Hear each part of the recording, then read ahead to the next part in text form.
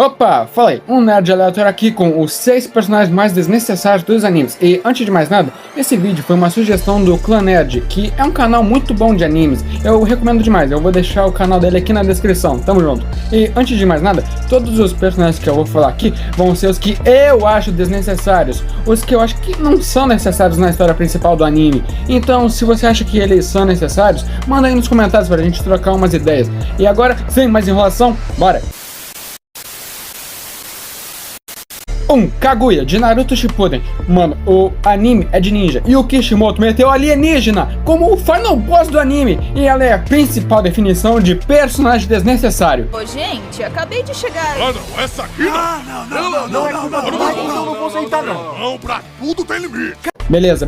A princesa Kaguya Otsutsuki é a matriarca do clã Otsutsuki e a mãe do Hagoromo e Haruma, que são, bom, os mestres, os deuses, que viveu muito tempo antes da fundação das aldeias ocultas, durante uma era de guerra interminável entre a humanidade. Ela conseguiu o fruto da fruta divina e se tornou a progenitora do chakra, além de fazer parte da criação das bestas com caudas, que se tornaria conhecida como 10 caudas.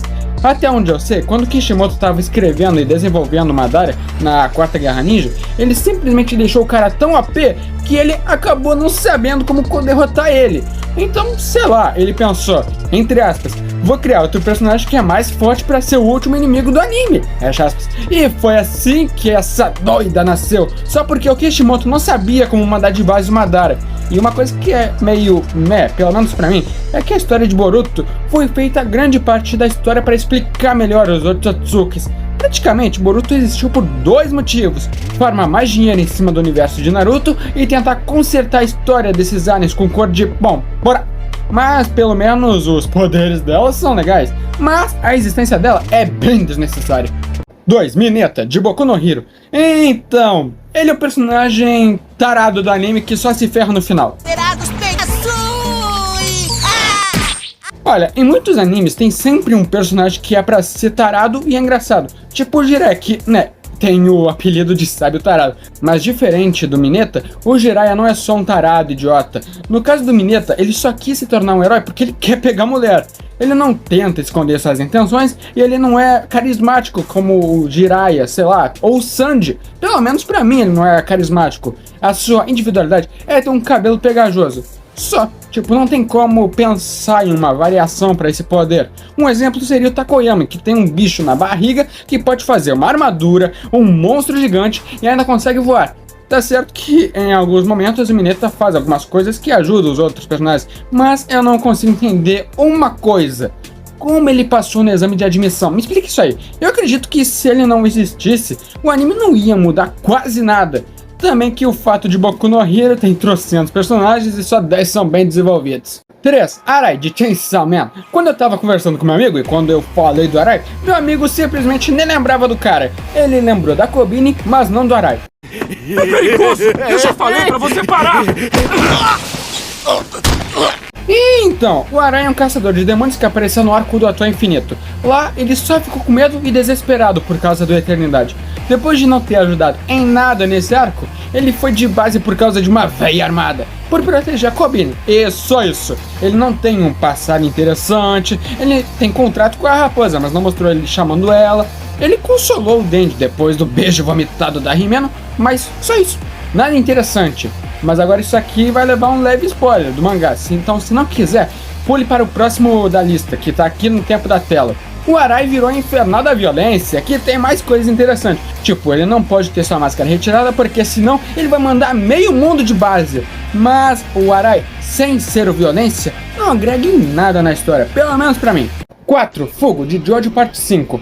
Fugo é a parte da gangue do Bruno Bucciarati, que é a parte da gangue Passione, que é só a maior máfia da Itália, e ele não importa tanto assim na história.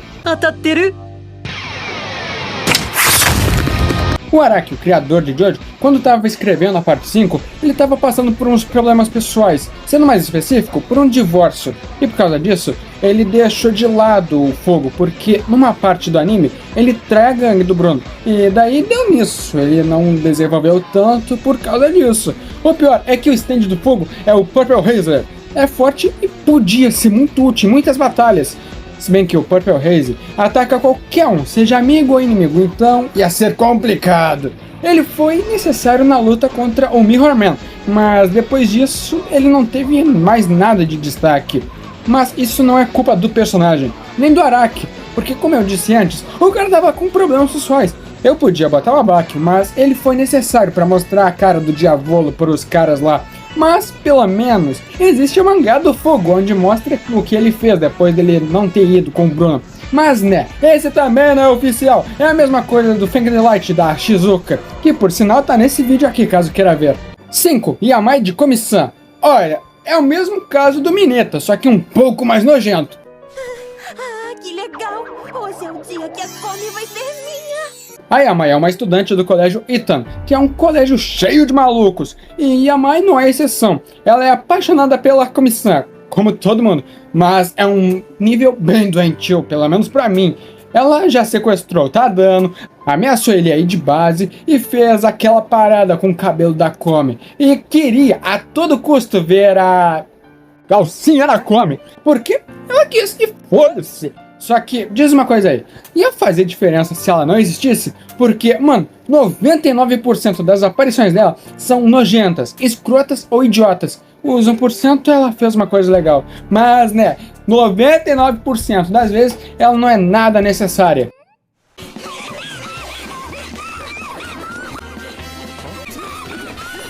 Seis, Hold Jones, de One Piece. O Hold é um grande homem-peixe tubarão branco e ex-capitão dos novos piratas Homem-Peixe. Também é um ex-soldado do exército Netuno. Ele é um admirador e crente militar dos ideais de Arlong e o principal antagonista do arco da Ilha dos Homens-Peixes. Mano, quando eu tava vendo esse arco, eu só tinha vontade de pular o arco pra parar de ver o Hold Jones. Eu não pulei porque tinha coisa importante pra caramba, então tive que aguentar esse cara na tela. E pra mim, o negócio chato é que ele é praticamente um Arlong 2, só que bem pior. Se ele não existisse, a história ia dar um rumo levemente diferente, porque, querendo ou não, ele é um pouco necessário na história. Mas o personagem em si não tem nada demais. Bom, esse foi o vídeo. Ficou um pouco diferente porque eu tava testando esse estilo. E se gostou do vídeo, dê like, se inscreva, compartilhe ou dê alguma sugestão de vídeo pra eu fazer e vai por mim. Pode ser qualquer coisa. E então, falou. Eu posso até ter sido solado rápido, mas eu pelo menos não estraguei a história inteira do meu anime. Nem pra mim isso faz sentido. Daqui a pouco vai ter o quê? Em Breaking Bad o Walter White vai virar um Super Saiyajin? Nada a ver, mano. Alienígena em desenho de ninja é bizarro demais até pra mim.